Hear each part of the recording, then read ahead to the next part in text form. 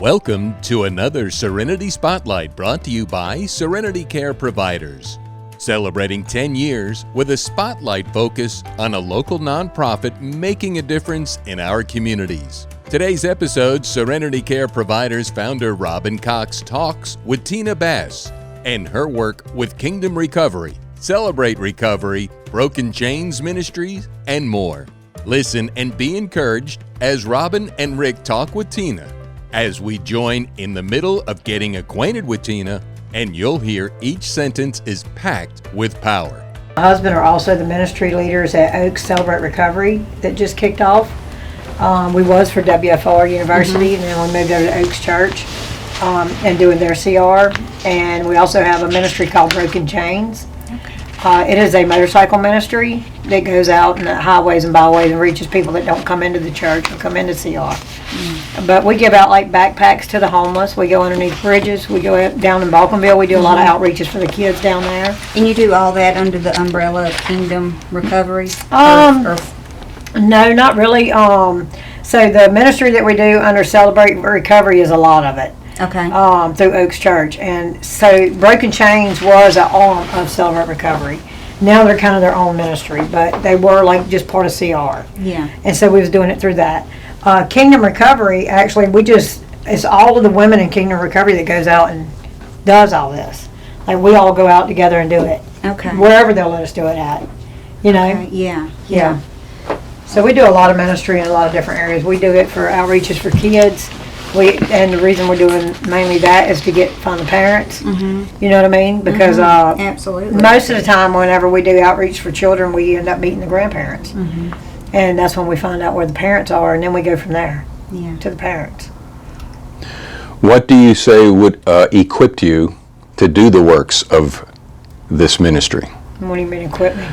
I mean, you just put a resume together of all the things the ministry does. And from talking to you, you said it started in 2016. Well, here we are in 2023. You're doing a whole lot of stuff. What prepared? I mean, what prepared you to do this? How do you? Well, I know this is going to kind of sound different, but you're not different. This is very different. That's right. I was actually prepared for all this through prison.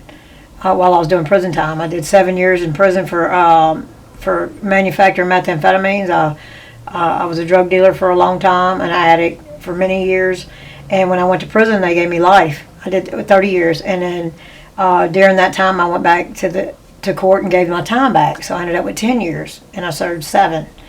During that 7 years is whenever God began to change my heart. Like, I just began to believe in something I'd never been able to touch, see, hear, and in doing so, he began to change my heart where I could touch him, see him, and hear him. And then I began to believe in Jesus. Like, it started for me, God first, and then Jesus. Like, these people were coming in ministering to me in prison, and I didn't see any reason they had to come up in there and spend their time with us, but they did. And each one of them that came in all believed, what I learned is they all believed the same thing, just in different ways, right? And I was blessed not to be religious. I'd never been in church through my childhood. I'd never been really taught a certain way, so I was very open-minded.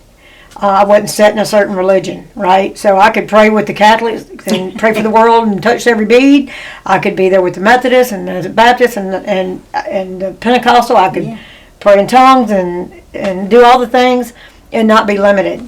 Okay, in doing so, he put a fire inside of me in a place that a fire wasn't, to see outside of there and to see a future and coming back into that same place and help those people when I got out. So it started in there. And there's where the prayer circle started, the Bible study started, and me reaching out to other women in there, you know what I mean? Because that was going to be my home for a long time.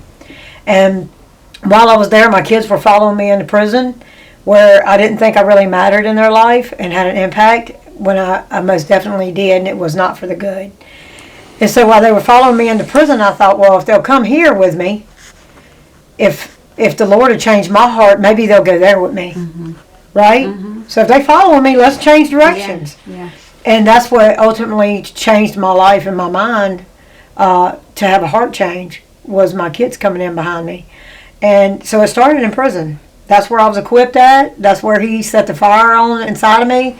And I just, when I hit the ground out here, I just kept my focus on what I was doing from there. Yeah. I just brought it to a different ground. That's awesome. That's a wrap. Yeah. No, it's not. That's a start. That's a wrap. All right, that's the part of the gospel message, as I understand it, and I think it's written, to set the captives free. Right. So here you're facing life inside the prison, being set free. Now you're out post 2016, where people are quote unquote free out here, but they're in prison. Does that make any sense? And if so, tell us what it is you're doing now to set them free. Yeah, so when I was, before I went to prison, I was more locked up than I'd ever been. When I went to prisons, when I became free. Mm-hmm. You know what I mean? That's Yeah, where I was set free. I was in absolutely. prison. Yeah. So now out here, I know the prison that they're in. And there's been times that I've prayed for my own kids to be locked up so they could be free. You know what I mean? Yeah. To get out of this world long enough to get quiet enough for something else to reach them besides what's out here. But that's where, like, I totally get where people are at out here. That's why I'm able to go in and reach them, to give them hope before they even have to go there. Yeah. You know what I'm saying? One of the things that stood out to me is, I saw you on social media. Well, actually, I think it was in 2016. I don't know. We've had some addiction in our family, and so I think I reached out to you, and you gave me somebody's name about one of the CR houses for men. But so that's how I kind of got to know who you were, and then I think we have some mutual friends, Cheryl Ramsey, and of course Anna. Don't you love Cheryl? I love Cheryl. I And love Anna. Cheryl. I love yeah, Anna. yeah. Anna's my new sister. Randall's wife. Yeah. Oh. Yeah. So anyway, I saw on Facebook not long ago where I guess there was a bad batch of drugs on the street, and you said that you would go. The way I took it was go to no end. So what did you say? Because I thought, that's a tough little woman right there. So Well, you go up in there and. Yeah, and I will, and I have, and Yeah. I will. But don't get me wrong. There's no good batch anymore on the streets of right. any kind of dope. But particularly at that time, and what's going on right now is it's not even dope. It's pure fentanyl, and it's killing people on the spot. And that's what I said. I'll snitch you. I'll snitch you out. I'll come to where you're at. I've dropped Narcan off at door to door to door where my own family members has been selling drugs, and begging them to come out and change everything. But yeah, man, I've got people that's left our house, women that's left our house. I've chased them through woods, like on foot. You know what I mean? Like trying to get them to come back to keep them from dying. It's not just you're going out there relapsing. Right. And it's not, and that's what I want people to understand, is that you're not just a person who's Running a back. ministry. Yeah, just sitting back and, they're coming in and we're going to do this for them. And you are out there, like you said, chasing them through the woods, going up in there, snatching them out. And, They frown upon that. Yeah, well, I think it's awesome. People frown upon that, Yeah. especially the ones you're chasing. Yeah, oh, absolutely. Yeah, absolutely. So, yeah, but that's... But I have learned through that you can't chase them down and want it more than they do. That's, because even when I called them, they still did their thing. You know what I mean? But they do know that there's people that care enough to run. Absolutely, somebody who Yeah. absolutely cares enough to come after them. Yeah. Yeah. So Tina Bass, Kingdom Recovery, P31, correct? Yes, sir. So how have people, or how do you sustain what it is that you do? Because obviously no two cases are the same, and each individual has different needs. And from what I'm discerning from you, you want to meet all those needs to get them not so much even on the road to recovery, but to be totally free of it. How do people help you, and how can people? So basically the way it's been going for the last 7 years is Donnie Williams, Jody Williams, Philip Williams, and Brandy Williams own it. They own Kingdom Recovery. They own the houses. I run the program. I founded it. I came up with it. Me and Jody Ray did, and I've ran it. Okay, so they are the financial part. Mind you, they went into it thinking they would have this one house for men, one house for women, and that would be their ministry that they would give back to, right, financially. So it's blown up way bigger than anybody ever fathomed, because that's what God does. He makes things way bigger than what we can see. And in doing so, they have covered it financially, most all themselves. Okay, so now it's so big that two men can't do it, right? So in order to keep it growing and keep it going, I've had to do fundraising and things like that for the ladies that's coming in, like for shoes, identifications, the ones that can't pay their rent, things like that, hygiene stuff. Now, don't get me wrong, when it comes Christmas time, this community comes in and pours into these women. The different ministries out there come in and pour into these women, But basically, it's just been these two guys trying to foot it, and it's limited. Yeah. Well, besides finances, are there any other tangible needs? And what I've discovered, Tina, is once people are made aware of a ministry or a need, their brains go into creative mode. And they say, well, I think I can do that. Or how about, so pressing needs of material that somebody who's either watching, will watch this later, say, look, I got that covered. I don't know if it's furniture, clothes, shoes, like you mentioned, cosmetics, what? What comes to your mind first? The ladies moving out, they're getting their own place after they graduate. That's been a big need, like helping them furnish their new place. You know what I mean? Because they're getting kids back and things like that. Yeah. We did, like if we mentioned things like that, we've had people drop off a bunch of stuff that we couldn't use. Then we had to pay somebody to come haul it off. Yeah, so we're real funny about like putting it out there. Hey, you Gotcha. got to drop it. But Yeah. like, so they came from trap houses, prisons, and the streets, right, with nothing. And they move into these beautiful houses in a good area. And what we want to focus on whenever they leave is keeping them in a good area, hopefully close into the vicinity of their support group where they can make it to meetings and things like that. They all end up, before they leave, the way we know they're ready to leave, it may be longer than a year, but they have their license back in their own vehicle. We help them budget and save to do that. They have their first month's, last month's, and deposit to be able to get into their own place, get their lights cut on and all that, and still have a little bit of money left over in their savings. So it does take them longer, than a year. We asked them to give a year of their life up to commit, but it does take them. So one of them's been there for 3 years. You know what I mean? But she has her money stacked right now. She has her own business. She has her own car. She could go out and make it on her own right now, but she chooses to stay in the ministry to build on the ministry right now. So she's ministry minded. Yeah. And like we got Mindy, she's fixing to be getting out on her own. We talked about it this morning. I said, okay, we need to come up with a 6-month goal to be out on your own, where you can get your kids coming back to be with you, And so that's a big need, that when they leave out, they have furniture to furnish their places with, and, the necessities they need. So not only are you out there welcoming these people in, you're also kind of, I know here in the healthcare business, we call them case managers, like you would discharge planners in the hospital. You're helping them, make a plan for the future, sitting down with them, and this is that's. Yeah, well, in our program, our number one rule is no relationships while they're there, right? So we're trying to teach them to depend on God first for all their needs and concerns, and not a man. And then when they get out, they aren't going to get married and have a happily ever after family to support a 2-person household.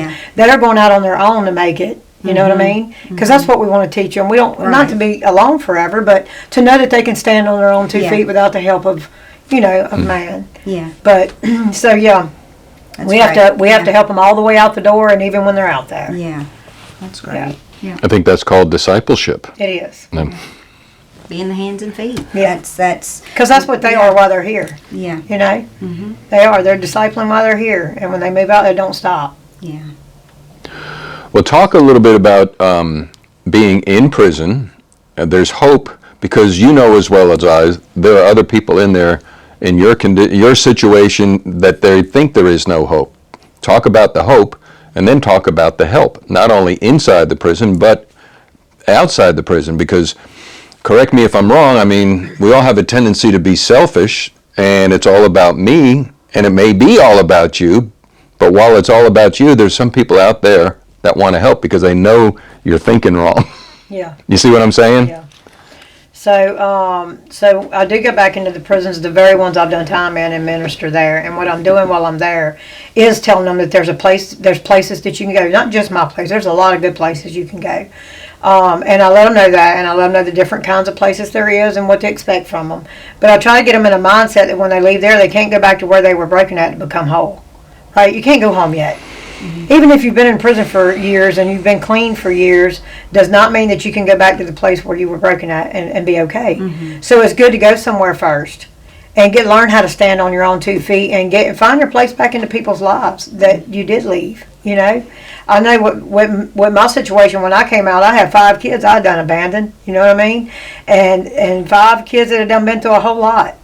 And so when I came out, I had to find out who I was first. And how to get in those relationships and keep them forever, not just temporarily, you know. And so that's what I do. I go in and tell them there is hope. I did get my kids back in the order that they were born, one by one. Right? I didn't get them back physically to raise because that had already happened, but I did get them back to lead them to Christ, and that's the most important part. Yes, right? Absolutely. So I go in and let them know that there is help out here, but you do have to pursue it, and there's a way to pursue it before you ever leave the prison. Right? There's people coming in from every kinds of ministries that they're pouring out information to them. Right, and there's people there that do that contact all of us, and so it is important to come out and get help to get back into society. And there's programs that 318 program and all that just helping them come back out. You know what I mean, and get them back on their feet. Yeah, that's right. Yeah. I lost that question.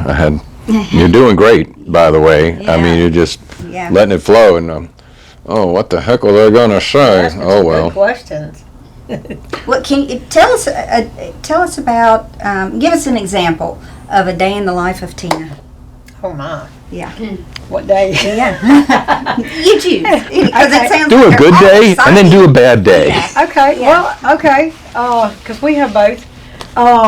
So every morning I get up at 4:30 in the morning and I go to CrossFit for 5. Okay, sometimes I go 4 days a week and not 5. Okay, and sometimes 3 days a week and not 4. But I always make 3, right? But I go to CrossFit, and the reason I do that is first because I'm up in age and I want to be healthy because I'm running after 2 small children, right? I'm raising 2 of my grandkids right now, which I'm going to be raising one of them forever. We adopted him, Asher. We've had Maddie since she was a little bitty, and you know, whatever. And they will wear you out. They will. It's a 3-year-old and a 7-year-old. I have a 3-year-old, and I'm just like 3-year-old and a 7-year-old. So I wake up every morning. I go to CrossFit, and I come back and get them ready for school. I have them dropped off by 7:30. Usually packing a lady with me to drop her somewhere along the way, and then I come back and we just get after it. And what I mean by get after it is, it's going to get people out of rehabs. It's going to pick people up out of jails. It's going to the houses to meet the new ladies. Going to get the ones motivated that's been there. We have 40-something women. We have 47 openings, like beds, but we usually have all of them full or close to it. So then you got getting them all to work, because we transport them everywhere they go, which is another need and concern most of the time, is a good ride or keeping the ones we got going, right? That's been a struggle because you're packing, it never stops. We have 3 vehicles that never stop, plus the ones that have their own vehicles going. But we come in and we get them all to work. We go find jobs for the ones that don't have a job. We show them how to do interviews. We give them clothing for doing all that. Get them to doctors, because a lot of them's on mental meds and things like that, you know, psych meds to get their mental right, counseling, you name it. It's all day affair. Yeah. It's all day affairs. Don't stop because you go home. right. And I live next door to one of the houses. Right next door. Yeah, I walked outside the recovery house and seen a man put a for sale sign up, and I went over there and pulled it up, put it in the truck, and went and told Donnie, I said, I think I found us another recovery house. So I went and looked in there, and it was real small, and I was like, nah, this ain't recovery house material. And at the time, all we had was my granddaughter. And he was like, well, let's get it. Let's go buy it. Let's go buy it anyway. So I went and bought it for me. Yeah. And moved right on in. And boy, it's like living in the recovery house. Yeah. Yeah. Even though you say after 5, do not come knock on the door. They're like, I know it's after 5, but Do you have a cup of sugar? yeah, I'm a little confused. Was that a good day or was that a bad day? that's a good day. Oh, well, that was a good The day. bad day consists of women that leave before it's time. or you have 4 or 5 that get up and decide they're going to go and do their own thing with each other, like go get their own place together, and they've only been there a month, and you know what it's fixing to be, you know, and you know you're going to see them again, hopefully. You know, that's a bad day. A bad day is when you wake up and nobody's, everything's disarray. Nobody's running after the dream that you see for them, you know. That's a bad day. So how do you deal with that? I've learned over the years not to take it personal, because it always feels personal when they leave when they're not ready to. And what I mean by that is they feel like they're ready, but when you know what you know, you can see what's coming, you know. And so, I guess the way I deal with it now is just to know that no matter whether they stayed a day or however long they stayed, they're forever changed. They're not going to enjoy anything they do again. That's not of God, because now they know. That they have tasted and seen that the Lord is good. Well, you tilled the soil, you know, provide some watering on it as well, and they're the seeds that decide to go to another soil. That you're not the, you know, you're not the master gardener. No. And I had to learn that. You know, and not take it personal.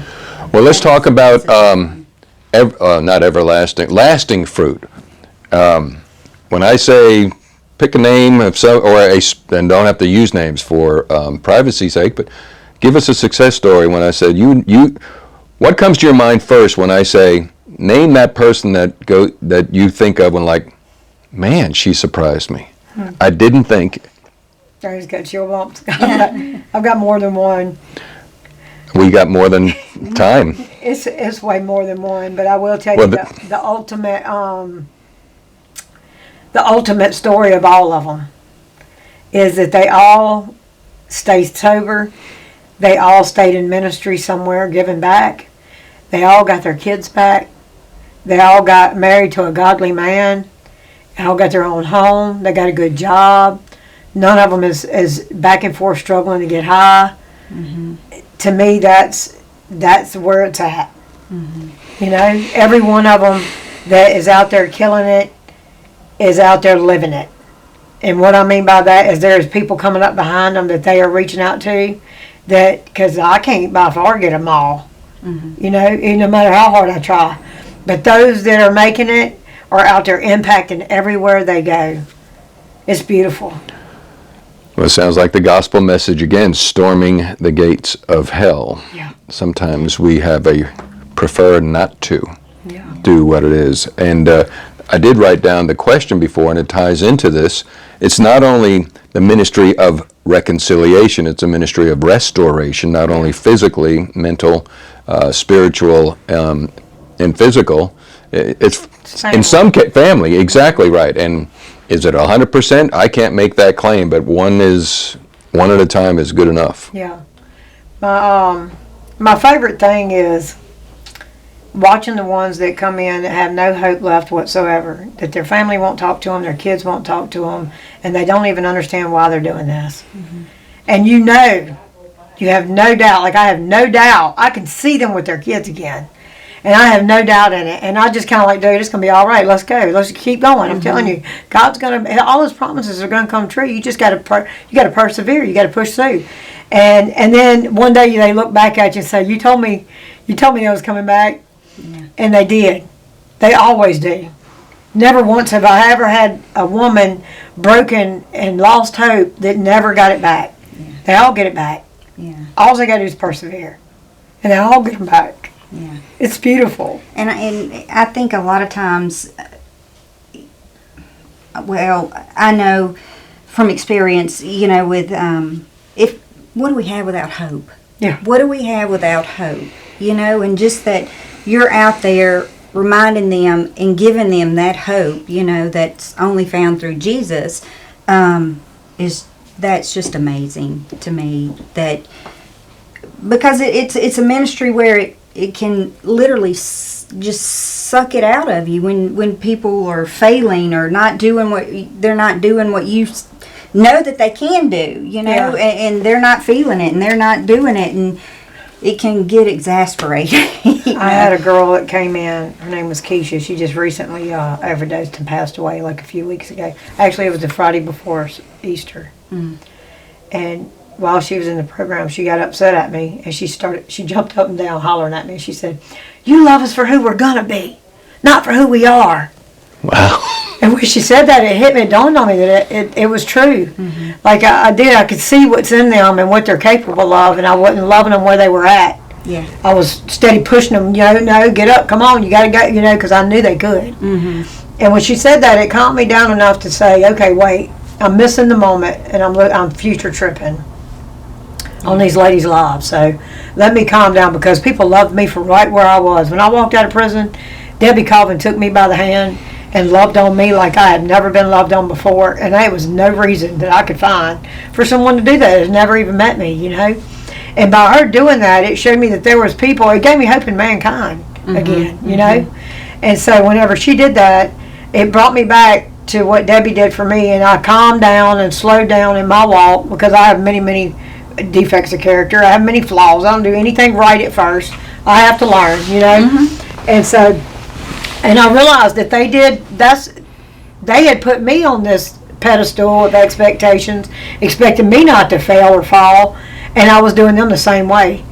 And when she did that, I realized what I was doing, and I was like, wait, I got to love them for where they're at. So now I'm going around to the girls that's done came a long ways in the program, and I'm going back and say, all right, now, y'all, we got to love them right where they're at. Do you not remember when you walked in? You know what I'm saying? Yeah. So I'm having to remind people now, but it did. When she threw that fit at me and told me that, I was like, she's right. I do love them for who they're going to be and not for who they are. Yeah, I call those little slaps on the head from God. Yeah, I get them, it's like you just, you walk behind your kid and you just slap them on the back of the head. That's what God does to me a I lot. get them I'm like, often. ooh, I got you. I get them often. You get them, Rick? Does Kathy do that to you? Yes, well, yeah.